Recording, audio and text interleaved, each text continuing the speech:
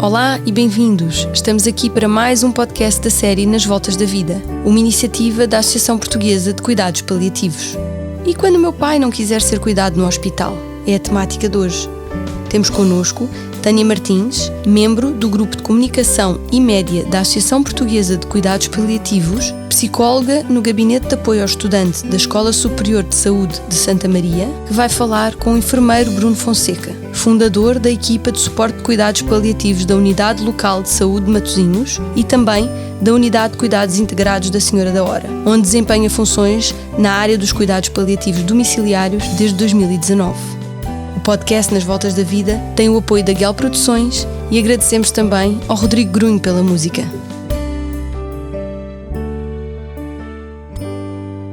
Olá, boa tarde a todos. Estamos aqui em mais um Nas Voltas da Vida.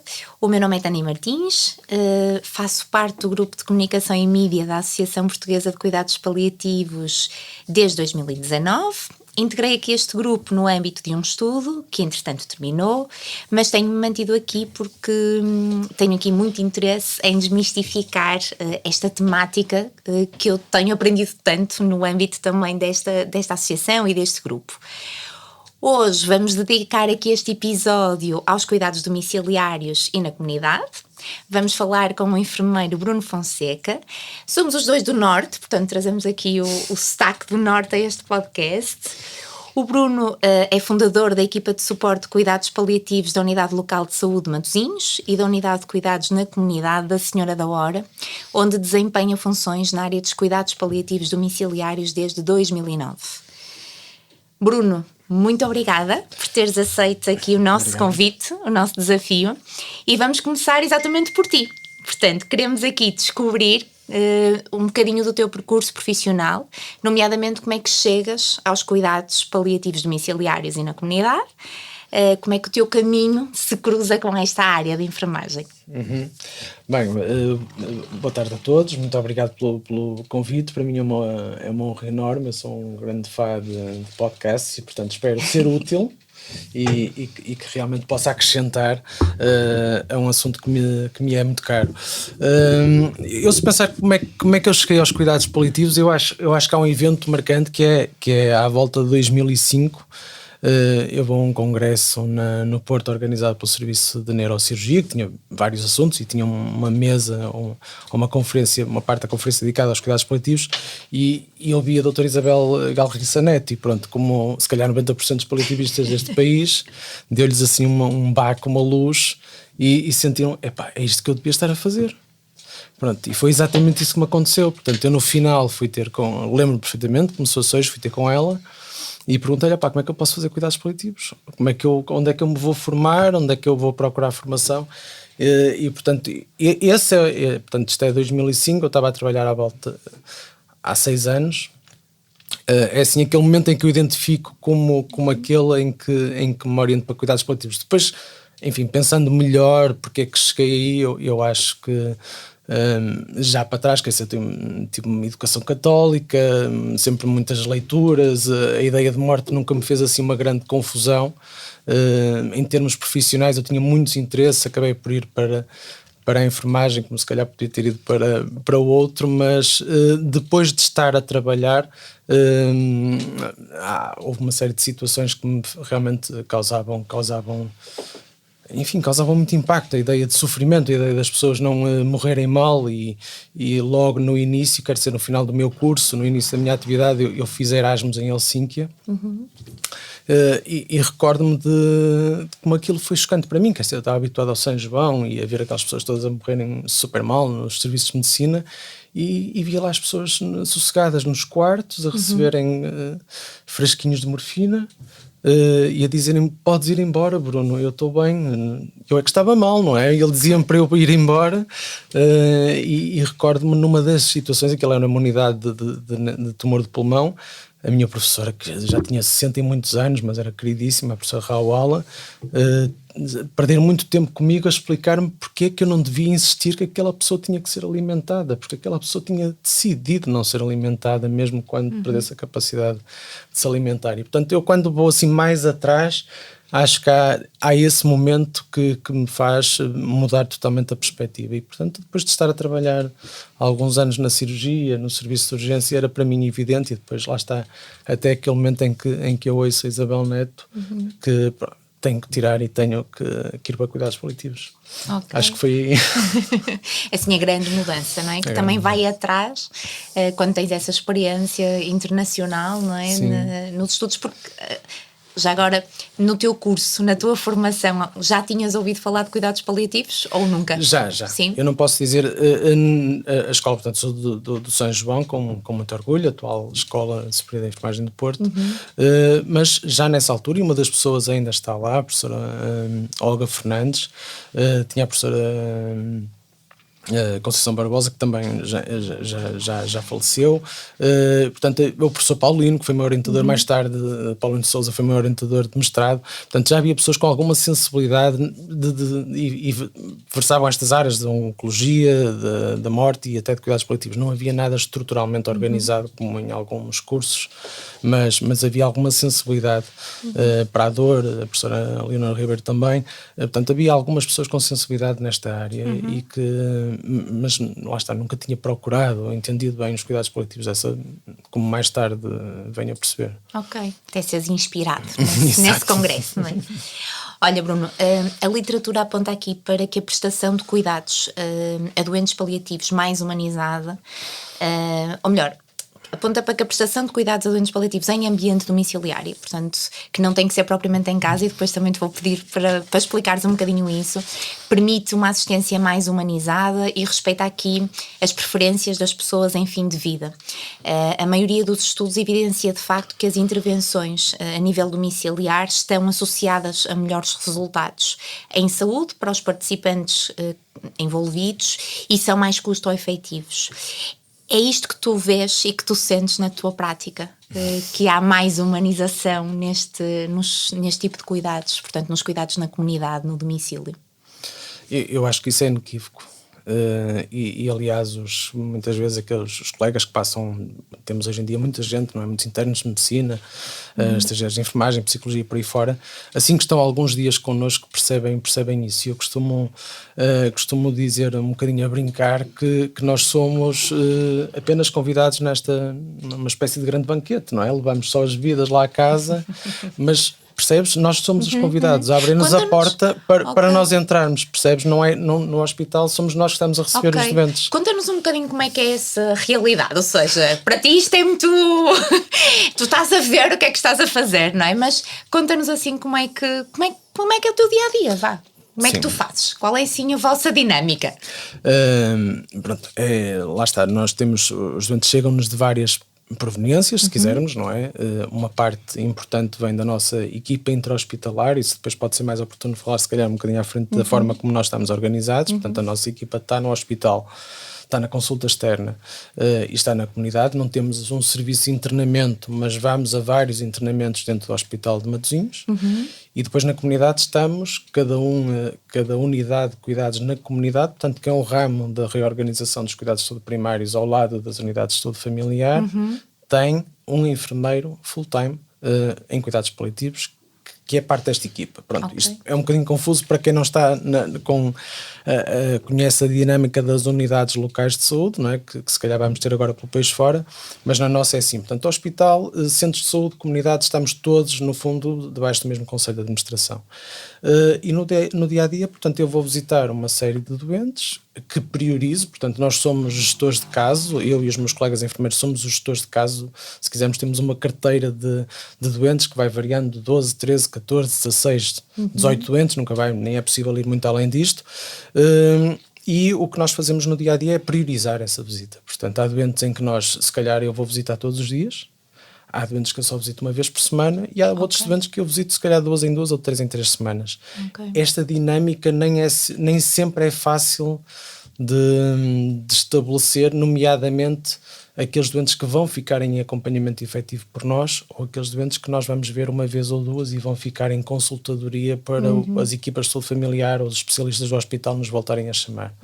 E portanto, perante estes doentes, diariamente 4, 5, 6 visitas, às vezes menos, se as coisas forem mais complexas, é aquilo que eu vou fazer no fundo, visitar 4, 5, 6 casas onde as pessoas estão nas suas casas, e depois com a noção de que este dia-a-dia é muito imprevisível, claro, e flexível, e portanto, e se eu tiver um doente que subitamente, não acontece muito subitamente, mas agrava por uma questão, enfim, porque está com mais dor, ou porque teve uma hemorragia, ou porque entrou no estado agónico, portanto, de últimas horas de vida, se calhar eu vou ter que reformular a minha agenda e vou visitar mais esta pessoa e vou estar lá 1 hora, 1h30 ou 2 horas com aquela pessoa e com aquela família, e provavelmente vou suspender aqueles que eram menos emergente de visitar.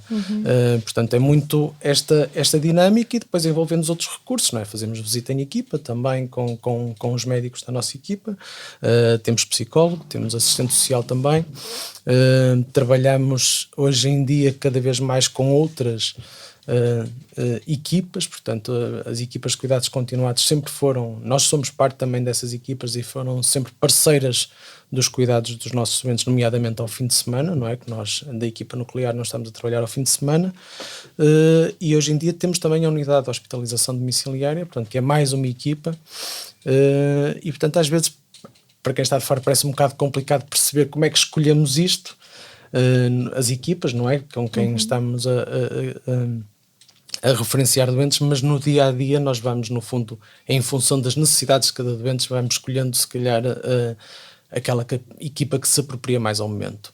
Sempre com a noção de que os recursos são finitos, são escassos, e, portanto, temos que os usar da melhor forma. Portanto, não faz muito sentido eu estar a ver doentes que não precisem muito da minha equipa de cuidados paliativos especializados, eu e os meus colegas, como não faz sentido estar a deixar outros de fora que possam precisar mais. Claro. Como é que tu vês aqui esta área dos cuidados paliativos, portanto, os cuidados paliativos na comunidade em Portugal?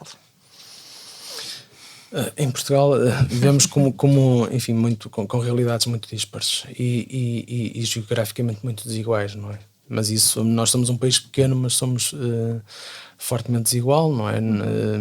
Eu vinha no comboio a ler o Público de hoje, quer dizer, vem dados sobre o último triênio da esperança média de vida, e alguém que nasce no Alentejo, nos Açores, em termos de estimativa, pode ter menos de 3 anos de esperança média de vida. Que isto é brutal, não estamos a falar de um país africano, não é? Estamos a falar de umas terras, não é? A 100 km daqui. Portanto, isso isso acontece com os cuidados paliativos. Infelizmente, há núcleos, não é? Como houve aqui no passado em Odivelas, e como há no Algarve, e como há no Alentejo, e como há em Matosinhos, e como há no Porto, mas são núcleos que se desenvolveram bem e que a partir daquele momento, se calhar, de crescimento, conseguiram sustentar-se e manter-se ativos, e portanto nunca mais foram abalados, se quisermos, mas depois o resto do país é muito desigual, não é? Temos equipas que se formaram e que acabaram por desaparecer ou transformaram-se noutras coisas, e o que nós notamos é que isto está também muito, muito bem demonstrado, nomeadamente em relação aos cuidados paliativos, é que é preciso que haja vontade política para o fazer. E, portanto, isto muitas vezes tem que vir de cima para baixo, porque mesmo em relação à medicina, há outros ramos da medicina que têm muito mais força, por causa do interesse dos profissionais, por causa do interesse das farmacêuticas, tudo isso, e, portanto, que lhes dá mais poder, no fundo, de influenciar os decisores. Nos cuidados paliativos isso é muito difícil, não é? Este trabalho é meritório, mas nós sabemos que é pouquinho em relação ao que nós todos precisamos para influenciar, e, portanto, ainda temos isto, não é? Temos um país muito desigual e em que todos nós somos confrontados no dia-a-dia com a pergunta. Eu faço isto muitas vezes quando estou a dar formação, nos cursos, nos mestrados, isso que é, olha, se tu te fizesse esta questão, o teu tio que vive lá numa cidade qualquer tem acesso ou não a cuidados paliativos em casa, se precisar? A maior parte de nós não sabe responder. Isso leva-me aqui a outra questão, que é precisamente, nós falávamos aqui um bocadinho em off, não é? Na desinformação que ainda existe em relação a esta área. Tu falaste um bocadinho da organização da tua equipa, não é? E pronto, percebemos que os recursos são finitos, mas que existem. Mas imagina que alguém que nos está a ouvir quer de facto aqui aceder aos cuidados paliativos domiciliários. Qual é assim o procedimento? Como é que se pode aceder? Como é que se pode pedir este tipo de cuidados? Há uma coisa muito curiosa. Hoje em dia, principalmente as pessoas mais informadas, com o uso da net, facilmente chegam lá, não é? Vão ao diretório da PCP ou ao Observatório dos Cuidados Paliativos e conseguem perceber onde é que existem equipas. Agora, aquelas pessoas que não estão tão bem informadas e não conseguem aceder à informação da melhor forma, a equipa de saúde familiar, vulgarmente o médico e o enfermeiro de família, ainda são a porta de entrada no SNS. E, portanto, devem ser esses os referenciadores preferenciais, porque no fundo são essas equipas que acompanham as pessoas o ciclo vital, não é? Desde que dão as vacinas aos nossos miúdos até ao momento da morte. E nunca nos devemos esquecer isso. Portanto, não, às vezes há aquele mito de que os doentes deixam de ser das equipas de saúde familiar e passam a ser das equipas de cuidados paliativos ou dos hospitais. Isso não acontece, ok? E portanto, eles ainda são e devem ser os principais referenciadores e também os guias dos próprios utentes e das famílias dentro do sistema, não é? Porque o sistema tem muitos viés, é às vezes fechado, é às vezes opaco, é difícil e, portanto, eu acho que, pelo menos para os profissionais de saúde, não há desculpa, essa não pode ser uma desculpa para não referenciar os doentes. Ok? Porque fazer telefonemas, mandar um mail, ainda há 2 semanas recebemos um mail de um especialista do São João, de neurocirurgia, não é? O que ele foi fazer foi procurar na net, olha, é o mail da equipa de cuidados paliativos de Matosinhos. Clicou e mandou. Portanto, um doente que nem residia na nossa área, mas nem inscrito estava no centro de saúde. Portanto, lá está. Isto lembra-me aquela, há uns anos, a Diane Meyer, da Associação Americana de Cuidados Paliativos, falava dos doentes como um centro, não é? Como um sol, não é? Que recebia tudo a gravitar à volta. E é isso que nós devemos entender em relação aos doentes. Portanto, nós gravitamos, não é? Eu e todos os meus colegas, e os psicólogos, e os assistentes sociais, e os voluntários, ok? Gravitamos à volta do doente e, portanto, é nesse sentido que nós devíamos funcionar e não ao contrário, não é? Aquele método do doente como carteiro, não é? Que leva cartas de especialistas daqui para acolá. E que não tem informação, não é? Isso já não é deste tempo. Não é essa a perspectiva que também devemos ter. E sentes isso na tua prática? Ou seja, sentes que há essa referenciação, que os profissionais estão informados sobre isto e que fazem esta referenciação? Ou achas que ainda há muito trabalho a fazer nessa área em termos de sensibilização? Lá está, se calhar a nossa realidade em particular pode ser um bocadinho diferente e muito honestamente sinto que as pessoas sabem quando referenciar e sabem como referenciar os doentes. Em relação ao timing, acho que isso se foi ajustando e se foi aprendendo. E aí temos alguma coisa a dizer no facto de nós estarmos sediados nos centros de saúde, fizemos acabámos por fazer muito acompanhamento dos profissionais. Eu brinco, já utilizei esta expressão há bocado, fazemos muita consultadoria de copa, não é? Muitas vezes é durante o almoço que nós discutimos doentes e discutimos motivos de referenciação e parcerias de cuidados. E, portanto, eu acho que isso, felizmente, essa parte está relativamente bem feita. Acho mais difícil em relação aos especialistas, portanto, em relação à oncologia, em relação à nefrologia, portanto, porque são anos e anos a trabalhar num sentido totalmente diferente. E, portanto, é muito difícil, no fundo, mudar o chip para abordar os doentes de uma outra forma. Isso nota-se, principalmente se os doentes forem mais jovens, isso ainda é mais difícil de fazer. Mas lá está, e mesmo em cuidados paliativos às vezes há muito este receio de utilizar a questão dos custos, mas isso tem que estar também em cima da mesa, porque muitas vezes nós estamos de forma inapropriada a utilizar recursos que são preciosos e que nos estão a faltar para aquilo que é mais básico. Quando dizes essa questão da orientação, não é? Da mudança de chip, qual é assim a vossa orientação? Ou seja, qual é o caminho que vocês consideram que é importante seguir? Eu acho sempre pecar por antecipar. Percebes? Portanto, quanto mais cedo a referenciação, melhor. Quanto antes, melhor.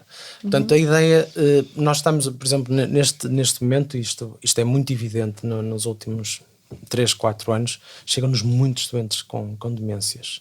Pronto, é um caminho que foi feito e ainda bem, é um ótimo sinal. Já não são só os doentes oncológicos, portanto há muitos doentes com insuficiência de órgão, mas também muitos doentes com demências. E os doentes com demências, numa equipa, muito diferenciada de cuidados paliativos, muitas vezes não os vamos poder seguir a todos, porque sabemos que são doentes muitas vezes que vão viver mais 1 ano, 2 anos, 3, 5, 10 anos, não sabemos ao certo quantos são, e portanto não os podemos abarcar todos.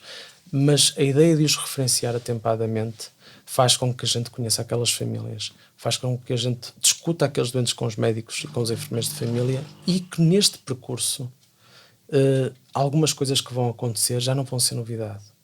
E, portanto, essa resolução é muito importante para as famílias. É uma espécie de... tu tens aqui um extintor que só usas em caso de incêndio. Nós somos o extintor que as famílias e os doentes e a equipa de saúde familiar vai usar quando precisar. Se calhar vai estar ali muito tempo, mas quando precisar ela sabe que pode ser usado. Okay. E, portanto, não resulta nos últimos dias, quando muitas vezes as decisões, por exemplo, de alimentação artificial e de decisões complexas já foram tomadas, e muitas vezes é quase um ponto de não retorno. Portanto, a ideia é mesmo esta.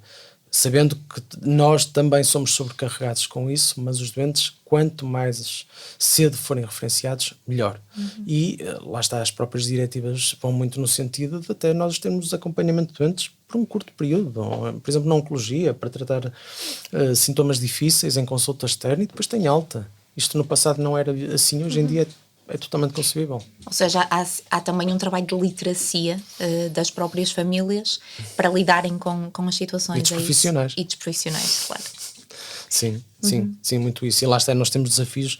Eu estou a falar das demências, é uma coisa que vai ser, não é, incrível nos próximos anos, porque com o envelhecimento da população nós estamos a ter, por exemplo, agora sinais muito claros, e ainda não se conseguiu estratificar ou perceber bem a causa, mas estamos a ter muitos novos cancros em millennials, portanto tem pessoas de 20 e tais, de 30 e tais anos, não sabemos se teve a ver com a pandemia, com o facto de não serem diagnosticados, parece-nos gente muito, muito nova. Quer dizer, isto coloca desafios diferentes, não só para nós, para as equipas de cuidados paliativos, mas também para as outras equipas, e portanto nós temos realmente que arranjar uma outra abordagem para conseguirmos chegar bem a todos os que mais precisam. Ok, com qualidade, não é? Tendo também em vista a dignidade que tu falavas nesta tua experiência também que tiveste a nível internacional. Morrer em casa, rodeado de familiares e amigos, é considerado por alguns como o padrão ouro para uma boa morte. Mas como é que lida a família com esta realidade? E qual é aqui o papel do profissional de saúde, neste caso o enfermeiro, no suporte não só ao doente, mas também à família? Essa questão é muito interessante, porque eu lembro quando nós começámos a trabalhar, cada doente que não morria em casa era uma derrota para nós. Portanto, nós esmiuçávamos aquilo para perceber onde é que tínhamos falhado. Felizmente hoje em dia eu acho que estamos muito mais bem resolvidos em relação a isso, e o padrão de ouro é realmente válido, mas não quer dizer que seja em todos os momentos.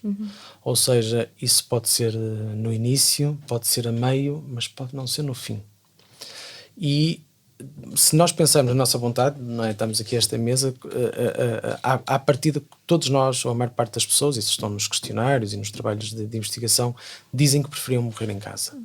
No entanto, quando lá estamos, nem sempre isso é exatamente assim, e portanto a perspectiva muda, não é? Se eu tenho filhos pequenos, não é? Eu tenho filhos pequenos em casa, isso podia ser ótimo para mim, mas se calhar não é o melhor para eles. Isso pode ser bom para mim durante um período, mas se calhar numa fase muito final eu posso querer fazer diferente. Isto eu estou a ver na prática. Portanto, isto acontece muito, por exemplo, com as pessoas mais jovens. Sim, eu quero, mas numa fase final eu prefiro ser internado. E dizem-nos isto. E lá está, mais uma vez, não é? A história do banquete. Nós vamos entrar onde realmente somos necessários e vamos estar lá em casa enquanto for assim, e depois temos realmente que assegurar a esta família que lhes vamos proporcionar o resto. E qual é esse resto? E o resto pode ser isso, pode ser os últimos dias num internamento hospitalar, pode ser os últimos dias numa unidade de cuidados paliativos da rede de cuidados continuados. Aí o nosso papel também é importante, e a vantagem de trabalhar numa unidade local de saúde é essa, é nós também fluirmos bem, não só os profissionais, mas também os próprios doentes entre tipologias. E pronto, daí, quando se falava da família, eu penso muito nisso, não é? Muitas vezes são as próprias famílias que não querem que o doente morra em casa. Isto é difícil, porque as pessoas têm sentimentos muito ambivalentes, não é? Eu quero cumprir uma vontade, mas não quero também sofrer com o cumprimento dessa vontade, não é? Na outra semana ou há 2 semanas internámos um doente fez exatamente este processo direitinho, estou-me agora a lembrar, que ele sempre quis permanecer em casa, sempre, até à última. A esposa dele está demente, mas ele mesmo assim queria sempre, até à última, ficar em casa. Já a filha doente oncológica também, e que viu, tanto ela como o irmão, que eram os cuidadores, que viram no passado um irmão a morrer com uma hemorragia lá em casa, também ele doente oncológico, a morrer, mas quer dizer, morrer algumas horas depois, mas que correram com ele para o serviço de urgência, e aquilo foi um luto que não está bem resolvido.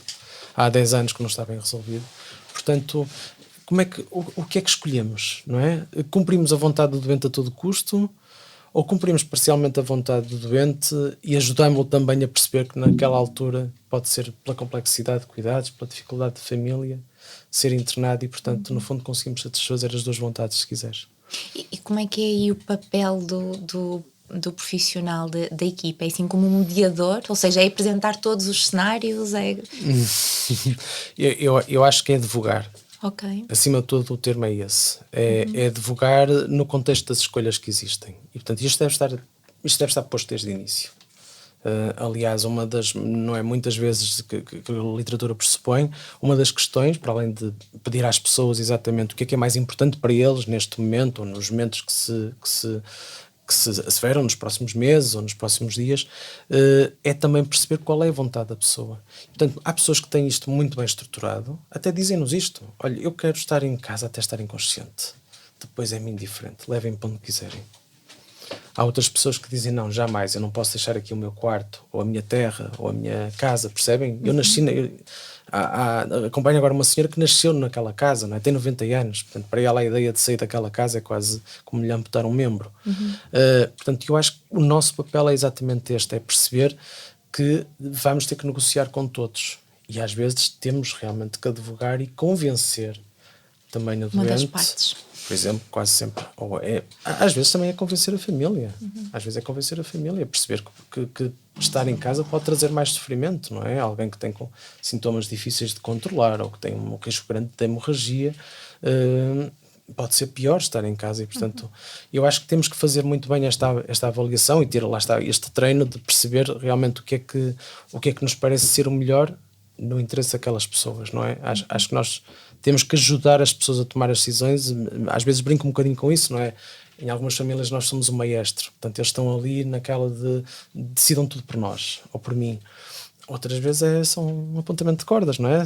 Pronto, eles já decidiram tudo, nós só estamos lá para, no fundo, para os ajudar e a dar aquilo que eles não podem dar, que é a parte clínica acima de tudo. Claro. E como é que o profissional depois, que vai para casa, não é? Lida com isto? Estamos a falar de um trabalho muito próximo, não é? Um trabalho muito de pessoas, em que sabemos o nome, em que vamos a casa muitas vezes, em que entramos nos banquetes, e depois levamos isto para casa. Como é que conseguimos desligar? Muitas vezes leva-se para casa, não é? Eu hoje trouxe comigo, não é? Supostamente não estou a trabalhar, mas estive a fazer telefonemas de manhã e estou a organizar coisas à distância na mesma. Eu acho isso é inevitável. Pronto, e é uma coisa que eu acho que não devemos de todo fazer passar a mensagem em cuidados paliativos que se desliga, porque não se consegue desligar. Não é só em cuidados paliativos, não é? Quem trabalha em saúde, quem trabalha em pessoas, é difícil desligar. Agora, há coisas que nos ajudam e, portanto, ter rotinas de trabalho, ter horários de trabalho, desligar o telefone numa determinada hora, e isto é conhecido. Portanto, as pessoas receberem um cartão que diz que o telefone está lá disponível das 9 às 19, não está depois. Por exemplo, estou a dizer das 9 às 19, pode ser outro horário. E perceber que isto não é uma questão de boa vontade, é uma questão simplesmente de profissionalismo. Tal como, lá está, pode haver chamadas e posso estabelecer contactos e posso dizer: olha, eu estou preocupado com esta situação, ligue-me a qualquer hora, porque eu não vou conseguir ajudar de outra forma senão ligando-me no momento. Pode ser assim. Claro. Eu concordo, não é? Que muitas vezes o eu profissional e o eu pessoal está muito interligado e sobretudo quando trabalhamos com pessoas, não é? Não nos conseguimos aqui dissociar. Sim. E nesta sequência acabamos por também crescer, não é? A nível pessoal, a nível profissional. Então eu gostava que também nos partilhasse assim connosco. Já foste dando alguns exemplos, já foste contando algumas histórias, mas certamente nestes anos todos há histórias que te marcam, houve histórias que te marcaram, pessoas que te marcaram. Então gostava que partilhasse assim connosco alguma história ou algumas histórias que te tenham impactado neste percurso dos cuidados paliativos na comunidade. Pois é, isso são várias, mas agora estou-me a recordar de uma, enfim, que é destes dias e que descreve, e que eu acho que descreve perfeitamente este círculo, este contínuo em que todos nós estamos metidos, não é? Que é no fundo esta ideia de que nós somos uma pequenina porção de tempo. E neste momento estamos a acompanhar um rapaz da minha idade que é neto de um doente que eu acompanhei há 12 anos. E, portanto, o que acontece é quando eu vi aquele apelido, que não é assim tão vulgar, eu pensei, pá, isto é familiar de um doente que eu já acompanhei há muitos anos. E não sei porquê, mas parece que foi tipo uma espécie de infância, mas algumas memórias que ficaram daqueles primeiros anos, até porque lembro-me que começámos tudo de forma muito apaixonada e muito intensa. Algumas pessoas e alguns doentes parece que ficaram mais do que depois a seguir, talvez se calhar também porque foram muitos mais a seguir. E se calhar também porque tu estavas ainda a construir na altura, sim, não é? também, e me influenciaram muito e fizeram-me crescer muito. E portanto eu quando vi aquele apelido, vi aquela morada e pensei, não pode ser coincidência. E portanto assim que entrei naquela casa, que vi exatamente o mesmo quarto onde me lembro de existir uma figueira, que aquela pessoa fez questão de estar ali junto daquela janela onde tinha a figueira e queria morrer ali, lá está alguém que queria a todo custo morrer e morreu ali. Pensei, pá, como é que é possível nós irmos acompanhar o neto desta pessoa, um tipo tão novo, não é? Tão que injustiça, não é? E quando chego lá a casa, aquelas pessoas lembravam-se de mim. Eu fiquei assim, pá, isto é incrível, não é? Portanto, lá está, é isto que nos marca, não é? E eu falar com aquela pessoa muito idosa que está a tratar ela do neto e a dizer, pois é o Bruno que esteve cá, não acredito, como é que é possível? E vai chamar o outro neto e dizer, Vasquinha, é o Bruno. Quer dizer, isto é qualquer coisa, não é? Portanto, não... É um reconhecimento. É um reconhecimento, é profundamente infeliz, não é? Toda esta história, mas marca-nos, como é que não pode marcar, não é? Uhum. Claro. E tantas haverá, não é? A paixão continua tantos anos depois? Falavas na paixão no início. Sim. Eu vejo-te a falar de uma forma muito apaixonada. Como é que se mantém esta paixão? Pois é, ainda bem que nós passamos esta semana a dizer que a paixão não nos pagava a renda da casa. Portanto é muito difícil estar a falar nisso hoje, mas realmente é verdade. Felizmente eu tenho a sorte de fazer aquilo que eu realmente gosto muito. E isso alimenta-me todos os dias. Agora eu não posso esconder que há muitas outras coisas que são muito difíceis e que nos prejudicam o nosso dia-a-dia. Portanto, eu acho que é muito importante. Eu já não falo do reconhecimento, porque felizmente não me falta a mim e acho que aos nossos colegas com cuidados paliativos reconhecimento, principalmente por parte dos nossos doentes e famílias, mas falta-nos reconhecimento social, monetário, de carreira, porque não vamos correr o risco, que eu acho que é uma das coisas que está a acontecer neste momento, que é muito evidente, e nós participamos em cursos, em mestrados, formamos muitas pessoas, aparecem muitas pessoas interessadas, mas depois quando nós precisamos de um médico para trabalhar em cuidados paliativos, ele não aparece. Percebes? Precisamos de enfermeiros para trabalhar em cuidados paliativos e dizem, eu adorava, mas vou antes para uma unidade de saúde familiar. E, portanto, quando eu brinco com a paixão não paga rendas, é isso. Portanto, as pessoas têm realmente deveres e muitas vezes estão a sacrificar paixões e estão-se a sacrificar ótimos profissionais, que seriam ótimos paliativistas, e infelizmente não o vão ser. E se calhar vão ser ótimos médicos, ótimos enfermeiros e psicólogos noutras áreas, mas infelizmente não vão ser em cuidados paliativos porque não são bem remunerados, bem qualificados, com perspectivas de evoluir, e portanto eu acho que isso é um handicap muito, muito grande do nosso SNS e que pode infelizmente minar o próprio funcionamento dos cuidados paliativos nos próximos anos. Ok.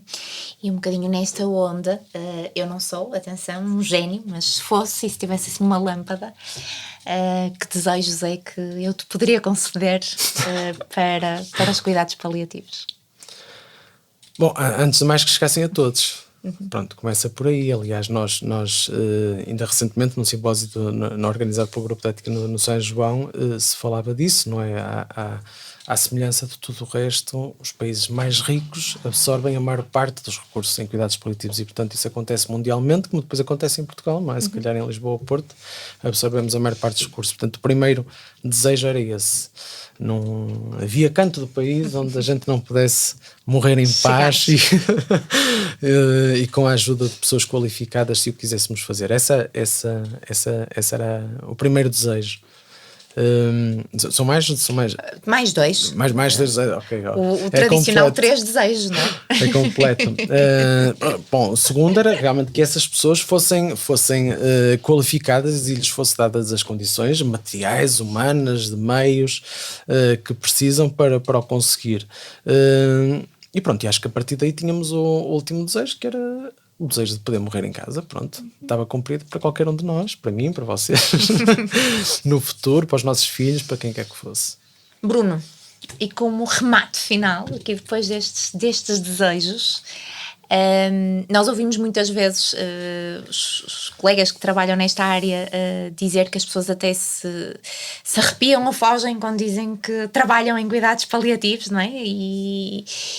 E tem aqui assim a ideia da morte muito presente. A verdade é que nós ainda temos muito medo em falar sobre a morte e sobre morrer. A verdade é que todos nós morremos todos os dias, não é? Então, qual é assim a tua mensagem para estas pessoas que têm medo de falar nesta temática e que têm medo desta palavra da morte, que têm medo de pensar, de falar numa coisa que é, no fundo, garantida para todos nós?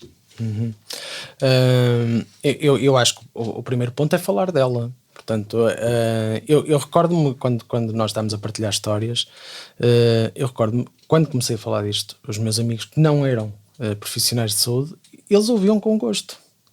E, portanto, eles ficavam chocados à primeira, aqueles que não sabiam que estava a trabalhar, mas, portanto, a perspectiva é esta, quer dizer, eu posso dar uma boa perspectiva de morrer. Neste sentido, morte é má, claro que é má. Nós queremos, eu não quero que os meus pais morram, não é já, portanto, mas eu sei que eles vão morrer.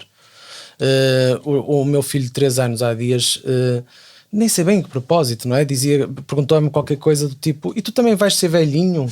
E vais morrer e vais-me deixar aqui sozinho? Não, pá, tu vais estar aqui sozinho como eu vou estar sozinho um dia e como todos nós estivemos sozinhos um dia.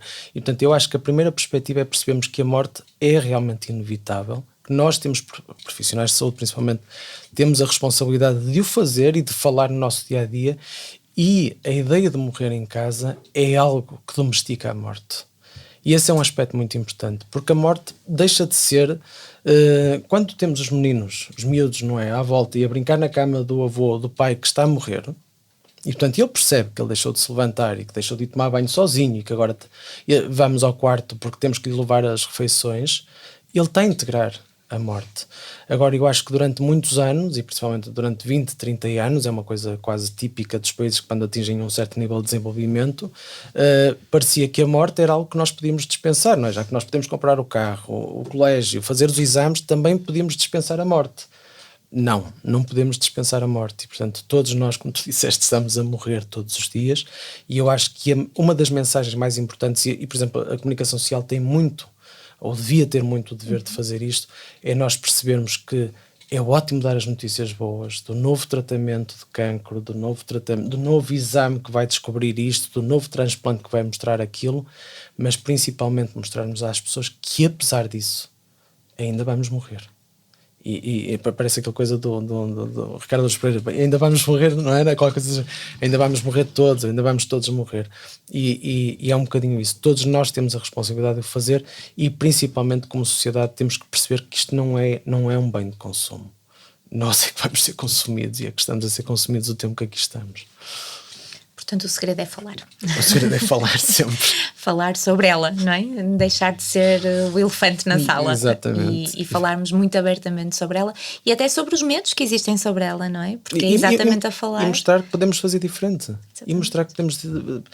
A única coisa que nós sabemos é que a morte é um acontecimento que vai inevitavelmente suceder, mas que nós podemos pelo menos mudar a forma como ele vai suceder. E até lá até lá, às vezes eu posso melhorar a forma como ele acontece.